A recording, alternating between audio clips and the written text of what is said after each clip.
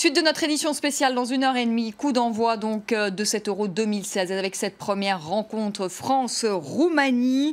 La France qui fait partie des favoris aujourd'hui, on peut le dire, mais elle n'est pas la seule. On va faire le point en images, si vous le voulez bien, sur les autres favoris avec Lucie Debiol. C'est l'objectif du pays organisateur, gagner l'Euro à domicile en France. Les Bleus d'Antoine Griezmann et Paul Pogba sont attendus au tournant. Le capitaine tricolore fait tout pour faire baisser la pression. On ne se sent pas comme des favoris. On n'a rien fait, on n'a rien prouvé encore. Si on veut se comparer à d'autres équipes comme l'Espagne ou l'Allemagne, championne d'Europe en titre et championne du monde en titre. Par contre, le fait de pouvoir jouer, évoluer sur le sol français nous donne également un petit point positif. Autre favori dans la course au titre, l'Allemagne. Les champions du monde 2014 se présentent avec l'envie de faire le doublé. La Mannschaft pourra notamment compter sur des joueurs d'expérience comme le gardien de but Manuel Neuer ou l'attaquant du Bayern Thomas Müller. Après son élimination surprise du mondial il y a 2 ans, l'Espagne, elle, sera revancharde. Les anciens Iker Casillas ou Gérard Piqué seront de la partie, mais le pays compte aussi sur une attaque renouvelée. Pour la Belgique, Eden Hazard ou Kevin De Bruyne devraient faire briller leur équipe. Une génération dorée, 2e au classement FIFA. L'Italie, toujours dangereuse, l'Angleterre qui bénéficie d'un tableau plutôt dégagé jusqu'au dernier carré, ou encore le Portugal de Cristiano Ronaldo peuvent aussi rivaliser.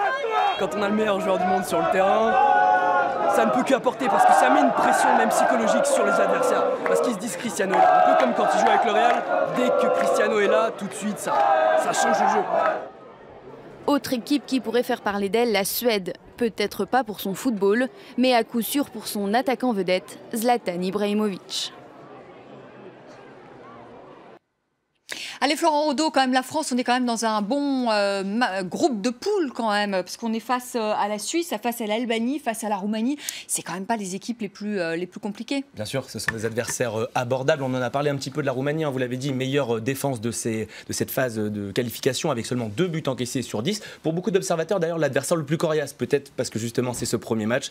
Et vous l'avez dit, Lizarazu sait qu'un match d'ouverture, il y a beaucoup de pression autour de ce premier match. L'Albanie, eh bien, elle est 42e au classement FIFA. C'est la nation la moins bien classée de tous cet Euro. Hein. Donc, normalement, les Français devraient passer. Mais on sait que l'Albanie a battu l'équipe de France l'année dernière 1-0, hein, emmené notamment par Lorik Sana. Après match nul voilà, à domicile. Hein. À domicile 0-0. L'Albanie a quand même pris 3 points.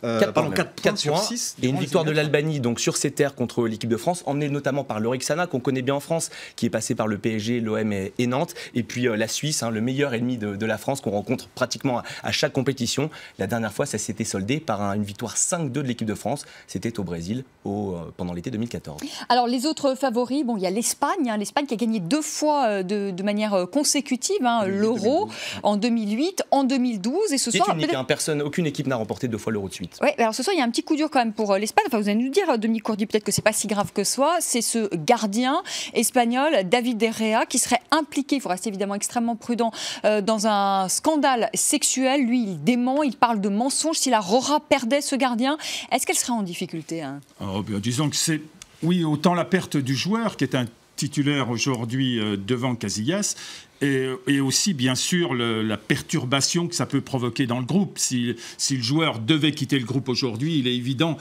ça fait une affaire et l'équipe, comme toute équipe, a besoin d'être dans sa bulle au moment de la compétition et tout élément perturbant est mauvais pour la sélection. Ce serait une onde de choc terrible. En plus, vous l'avez dit, sur le côté sportif aussi, David De Gea est, évidemment, à mon sens, fait partie des 5 meilleurs gardiens du monde. C'est le gardien de Manchester United en Angleterre. Donc ce serait un coup dur, vous êtes d'accord aussi, Hubert Artus? Oui, c'est un coup dur. Bien que, comme je le disais un petit peu hors antenne, effectivement, le gardien remplaçant qui sera donc dans ce cas-là, qui serait dans ce cas-là Iker Casillas, n'a pas fait il joue à Porto maintenant, il ne joue plus au Real Madrid, ça fait 1 an qu'il n'est plus dans la très haute compétition, mais néanmoins, c'est quand même le gardien qui a été capitaine de la fameuse Rora, qui a gagné en 2008, en 2010, en 2012. C'est une idole, il a encore beaucoup d'adhésion autour de lui. Il peut aussi fédérer un vestiaire, ce que ne pourrait plus faire De Gea si jamais il est trop empêtré dans cette histoire. Même déjà, on a envie de dire non. Qu'est-ce que vous en pensez? Même si l'onde de choc déjà Oui, oui, voilà, mais après, moi je pense pas que l'Espagne ira extrêmement loin. Je l'imagine mal dépasser les quarts de finale, pour les raisons que j'ai dit au tout début de l'émission. Hein, c'est le début d'un renouvellement de génération, etc. Donc je pense pas non plus que c'est ça qui serait l'élément principal dans une disparition prématurée de la compétition de l'Espagne. Dominique Courdier, Il donc... arrive même qu'on dise que lorsqu'une équipe arrive à surmonter des incidents de ce genre, on arrive à dire a posteriori que ça a ressoudé les équipes, que tout le monde s'est resserré, on s'est serré les coudes pour affronter justement l'adversité. L'Italie est arrivée en finale en 2000 contre la France, justement, après la blessure en quart de finale de Gianluigi Buffon, qui est toujours là, mais qui était déjà là en 2000, et c'est Toldo qui l'a remplacé. C'est Toldo qui arrête des tirs au but dans une séance extraordinaire contre les Pays-Bas en demi-finale. Tout le monde se rappelle la demi-finale Italie-Pays-Bas, c'était magique. Et Toldo a failli gagner avec l'Italie l'Euro 2000. Voilà. Donc, alors si on fait un petit point quand même sur les favoris, bon la France quand même, bon même si vous m'avez dit qu'elle ira jusqu'en demi-finale, c'est déjà pas mal. Je vais me ranger à votre expérience de la haute compétition, Vanessa, que l'on sent bien dans vos pronostics. D'accord. Donc la France, l'Allemagne. Bon, l'Allemagne, championne qui a décroché la Coupe du Monde, au Brésil, on s'en souvient. Qui d'autre? Alors France, Allemagne, qui encore? Je mise sur un outsider. J'aimerais bien qu'une équipe qui n'a jamais gagné un euro remporte un euro. Et je miserais bien sur la Belgique. La Belgique? Oui, la Belgique a une très belle équipe. Je ne miserais pas sur la Belgique, mais vous l'avez dit, Eden Hazard qui est le capitaine. Alors le problème de la Belgique, c'est qu'ils ont perdu leur capitaine. Vincent Kompany qui est le taulier. C'est comme lorsque la France a perdu Raphaël Varane en défense centrale. Quand on perd son principal élément défensif, c'est compliqué derrière. Allez, on va retrouver, si vous le voulez bien, Karim Akiki, parce que Karim Akiki se trouve dans l'autre point névralgique ce soir de Paris. C'est pas le Stade de France, mais c'est cette fan zone qui se trouve au pied de la Tour Eiffel. Bonsoir Karim, on est maintenant à 1h30, un peu moins même d'1h30 du coup d'envoi France-Roumanie. Quelle est l'atmosphère là où vous vous trouvez au pied de la Tour Eiffel ?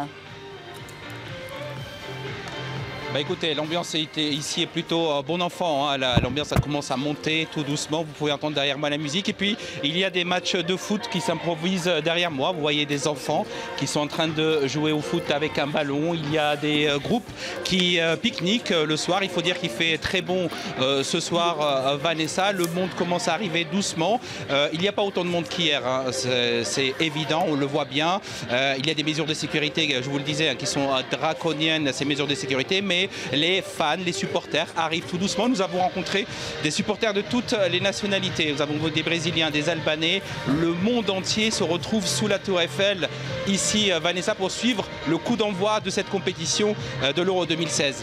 Pourquoi, Karim, il y a moins de monde qu'hier soir? Parce que finalement, on s'attendait à peut-être plus de monde ce soir qu'hier soir. Ça, finalement, un concert de David Guetta intéresse plus les Parisiens que le foot. Oui, exactement. Nous avons vu, hein, c'est pas du tout la même population. Comme vous le voyez derrière moi, là, on est plus dans une ambiance, comment dire, plutôt masculine, qui adore le foot. Hier, c'est une ambiance plus familiale, beaucoup plus de filles également qui sont venues voir le spectacle de David Guetta, mais d'autres chanteurs qui étaient là. Pour l'instant, nous attendons à peu près 50 000 personnes ici sous la Tour Eiffel, avec une ambiance, vous le disiez, les supporters sont déjà arrivés. Ils sont déjà très chauds pour commencer. Et vous voyez derrière moi, ils sont prêts pour le avec Jean Barrère. Merci beaucoup Karim Akiki. Bah oui, c'est ça l'ambiance foot, très sympa. L'ambiance masculine. C'est l'ambiance masculine, exactement, Hubert Artus. Claude Tarlet, quand même, un mot. On parlait tout à l'heure de la sécurité avec vous. On a parlé évidemment des risques d'attentats, mais il y a aussi d'autres violences. Les violences, notamment le hooliganisme. On apprend ce soir qu'il y a des affrontements, qu'il y a eu des affrontements entre des supporters anglais et la police. Alors là, quelles sont les mesures prises ? Alors, je ne suis pas le ministre de l'Intérieur, mais je peux vous dire que des dispositions importantes ont été prises parce que vous travaillez pour avec rassurer notamment françaises. aux frontières, avec plus de 5000 hommes, un certain nombre de mesures, de contrôles pour lutter contre ce phénomène. On n'est malheureusement pas à l'abri de manifestations comme celle que vous venez de rappeler. Ce qui est important, c'est que, notamment dans les fan zones, qui restent, même si nous sommes prêts, une préoccupation vraiment quotidienne pour tous les acteurs de sécurité privée, on soit extrêmement rigoureux au niveau des contrôles. Ce sont encore une fois des espaces qui se veulent festifs, dans lesquels, on le sait, la consommation d'alcool reste autorisée, où il y a des animations multiples. Et donc, si on n'est pas rigoureux... Les images d'hier soir, je le dis à nos téléspectateurs, pardonnez-moi Claude fait. Tarlet, hein. Vous voyez ces images quand même, qui sont quand même des images quand même violentes, hein, de supporters qui affrontent la police. Encore une fois, il faut mettre les choses dans l'ordre. La police nationale, gendarmerie militaire ont la charge de l'ordre public. Et donc, ils sont confrontés en première ligne, évidemment, à ces tensions et à ces dérapages. La sécurité privée, pour sa part, est dans un espace privé et elle doit veiller, au contraire, par la qualité de son travail, à ce que personne ne puisse pénétrer dans ces espaces sans avoir été correctement filtré. Donc, tous les moyens sont mis en œuvre, mais évidemment, nous sommes tous, et je pense là pouvoir le dire, aussi bien pour la police, la gendarmerie, les militaires, que pour les acteurs privés, extrêmement vigilants. D'ailleurs, la manifestation qui a eu lieu hier soir dans la fan zone de Paris s'est très bien déroulée. Le dispositif a été rodé, testé, vérifié. Mais enfin, c'est chaque jour. 31 jours. Et il va falloir chaque jour se poser de nouveau les mêmes questions, renforcer, être vigilant, comme si finalement c'était la première fois. Hubert Artus, est-ce que la fête est gâchée, comme l'a dit Non, alors Jacques Lambert effectivement a dit ça. C'est quand même fort, hein. Président quand même du comité d'organisation de l'Euro, la fête est gâchée quand même. Au premier jour, c'est un peu rude. Non, elle n'est pas gâchée. Je ne sais pas ce qu'il a, Jérôme Lambert, mais enfin il avait essayé de nous faire le coup. Pardon, Jacques Lambert. J'avais raison, alors Jacques Lambert. Jacques Lambert, pardon. Je ne sais pas ce qu'il a. Il avait essayé de nous faire le coup du. Je suis sûr qu'on jouera des matchs à huis clos, etc. Non, il a pas dit ça. Il a dit que c'était prévu. Il a dit la fête. Il a dit la perspective de jouer éventuellement un match à huis clos était prévue parce que les organisateurs doivent tout prévoir, y compris le pire. Et quand il parlait de match à huis clos, il parlait pas forcément d'ailleurs de raisons terrorisme ou de violence. Il disait que même la météo pouvait contraindre, par exemple, à reporter un match dans un autre stade le lendemain midi, et qu'à ce moment-là, il était impossible d'établir un programme de billetterie en moins de 24 heures, et donc que le match se déroulerait à huis clos. C'est pas un bon message quand même à envoyer, non? C'est pas très optimiste quand même à la veille mais bien sûr, mais regardez, de dire la fête est gâchée, on va peut-être jouer des matchs à huis clos. On parle depuis 3/4 d'heure, on a parlé autant de sécurité que de ballon rond. C'est bien la preuve que le climat n'est pas terrible. Et Jacques Lambert parlait de la façon dont les visiteurs aborde aujourd'hui la France, et pour avoir fait une petite revue de presse internationale, il faut dire qu'à l'extérieur, le rendu est encore plus terrible que celui qu'on a en France, parce qu'on présente Paris comme une ville soit assiégée, soit une ville très dangereuse, soit une ville où il ne faut pas aller, et donc ce climat est quand même c'est un exercice, permettez-moi, très difficile quand même, parce que assurer à la fois le succès de la compétition, parce que c'est important pour l'image de la France, c'est important pour le moral des Français, et parce qu'il faut mettre du positif dans tout cela. Et en même temps, au quotidien, avoir la tête extrêmement lucide et savoir que les risques dont on a parlé tout à l'heure existent, mais ne pas faire en sorte que ces risques pèsent d'une manière anxiogène sur le climat général de la compétition. C'est très dur.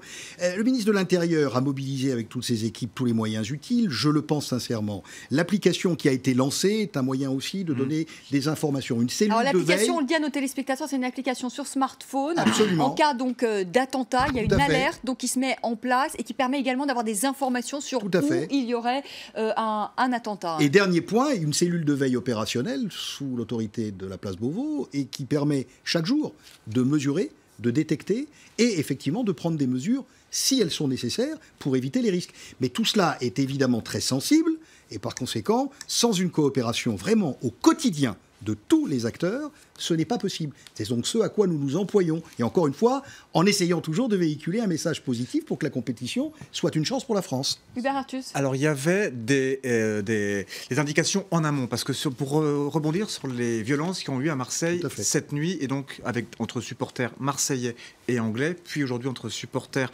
et policiers.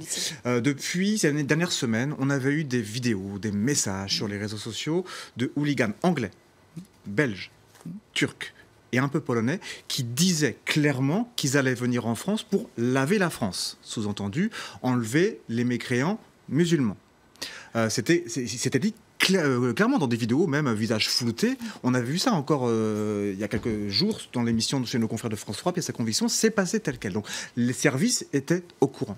Il y a donc des hooligans pur jus et des hooligans qui, en plus d'être hooligans, sont des hooligans fascistes, ce qui est une tendance historique du mouvement hooligan. Ça, les forces de l'ordre le savent. Autre paramètre important sur lesquels vont jouer ces hooligans racistes, c'est qu'on est en plein mois de Ramadan. Ils savent très bien que ces racistes là, s'ils veulent, entre guillemets, buter du musulman, le musulman va être plus faible parce qu'il y a 2 chances sur 3 qu'il pratique le ramadan, le jeûne. Cela, ça donne forcément du grain à moudre pour les terroristes islamistes qui, du coup, pour qui déjà les mécréants, les rares mécréants qui ne font pas le ramadan sont justement des mécréants, mais ça leur donne en plus de grain à moudre, d'une haine anti-islam sur laquelle ils vont se baser. Vous dites que la fête n'est pas gâchée, vous nous décrivez un scénario d'apocalypse. Je donne des éléments que la police savait et que peut donc anticiper. Oui, c'est vrai que c'est un peu apocalyptique, là, Hubert, tout ça. Oui, mais enfin, ça, voilà, c'est pareil. Là, on serait d'accord avec Jacques Lambert. Je pense vu comme ça, la fête est gâchée. Mais non, elle n'est pas gâchée, parce que justement, d'une part, ce sont des éléments objectifs qui donnent donc, du coup, des informations à la police, donc elle peut les anticiper, donc les prévenir, donc les empêcher. Et il ne faut pas oublier que cet euro 2016 en France n'est jamais que la répétition d'un euro en 2020 qui va être autrement plus compliqué à organiser géopolitiquement et sportivement, et aussi au niveau de la coopération des polices européennes. En 2020, sur vœu de Michel Platini du temps où il était encore président de l'UEFA, l'euro va avoir lieu dans des pays et des villes différentes. C'est-à-dire dans 13 pays. Dans 13 pays différents et 13 villes. De l'Europe de l'Est, de l'Ukraine à la France. Ça va être quand même intensément plus compliqué à organiser. Donc du coup, autant s'entraîner dès maintenant. Allez, on va parler sport, encore 100% sport. Florent Rodeau, là, prend l'instant. Payet est titulaire pour le match d'ouverture contre la Roumanie.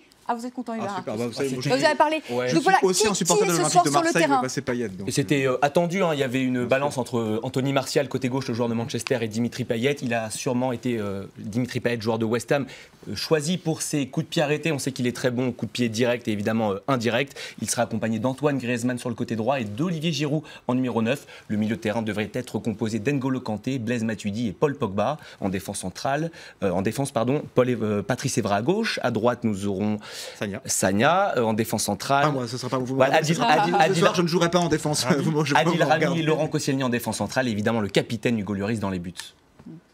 C'est un choix attendu, on n'est pas surpris. Dominique Coudrier, justement sur l'équipe qui va être là ce soir. C'est une bonne équipe.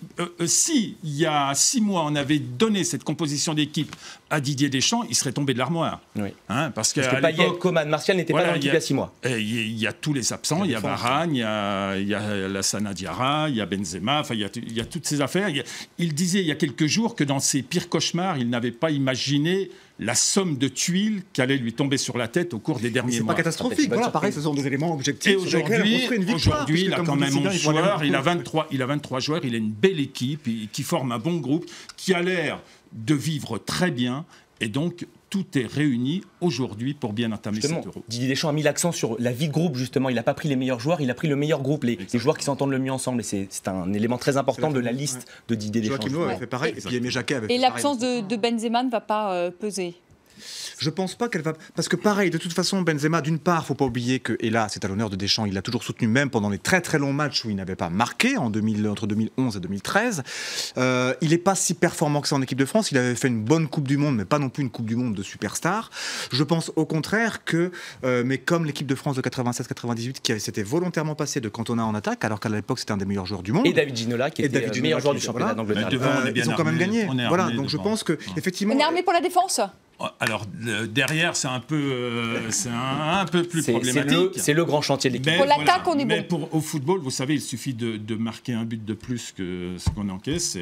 C'est ce que fait la France ces derniers temps, et ça se passe bien. Oui, mais ce qu'elle fait contre le Cameroun, ce qu'elle fait contre...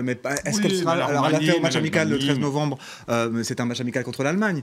Mais une équipe suffisamment rodée, et je pense par exemple l'Allemagne, ou même peut-être la Belgique, justement, voire même l'Autriche ou la Turquie, qui ont fait des très bons éliminatoires, et sur qui je mettrais une pièce pour arriver en 5e ou 6e position. Il suffit de casser l'équipe en deux, de couper les transmissions, de ne plus permettre celle de l'arrière vers l'avant, et hop, on marque 2 buts, et l'équipe n'ayant plus la balle, puisque n'ayant plus de transmission, ne marque plus de but. C'est vrai que c'est la même chose en matière de sécurité. Allez, vous restez avec moi, on va tout de suite accueillir Anthony Saint-Léger pour tout ce qui a fait le buzz sur les réseaux sociaux, mais surtout on va parler évidemment ce soir de cet Euro 2016 qu'on en dit sur les réseaux sociaux. Je vous montre là le ballon qu'on verra donc ce soir sur le terrain. Ça sera on a vu que vous l'aimiez bien, le ballon. Oui. Ouais, je l'ai gardé là pendant 2 heures. Voilà, c'est mon côté footeux. Vous allez garder pendant 1 mois. Voilà. Dans 1h10 maintenant, il sera ce ballon au centre du Stade de France. Voilà pour ce coup d'envoi France-Roumanie. Anthony Saint-Léger.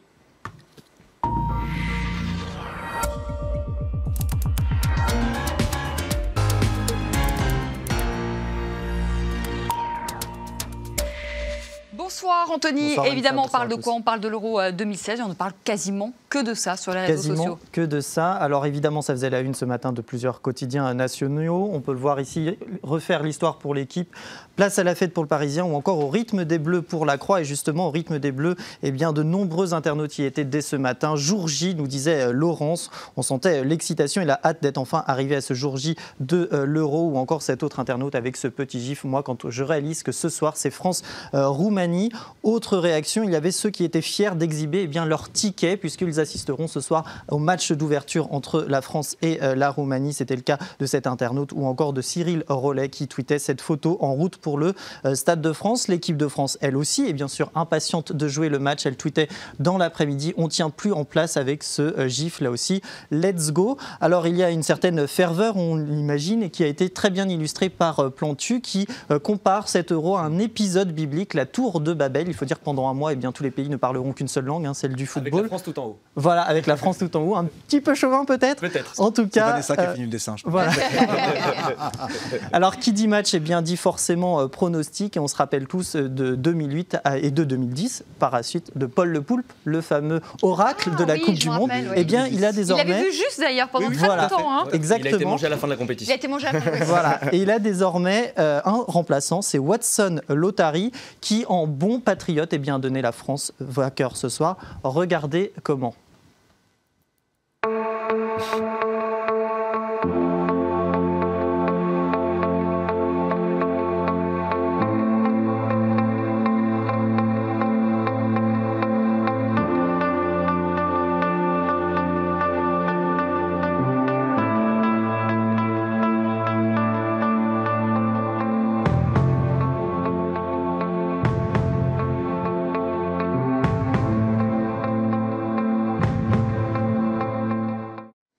Alors ça a beaucoup amusé les internautes et puis il y a eu beaucoup d'autres dessins, notamment concernant le contexte sécuritaire et social dans lequel s'ouvre cet Euro, avec ce dessin de Placide, Allez la France, où on voit François Hollande en fan zone jonché de détritus et de rats, ou encore cet autre dessin Sulcier qui voit Hollande est très foot. On le sait que le président est supporter de l'équipe de France évidemment, mais de foot de manière générale, et qui tacle les décisions économiques et sociales. 25e but contre son camp au profit de son adversaire, la finance.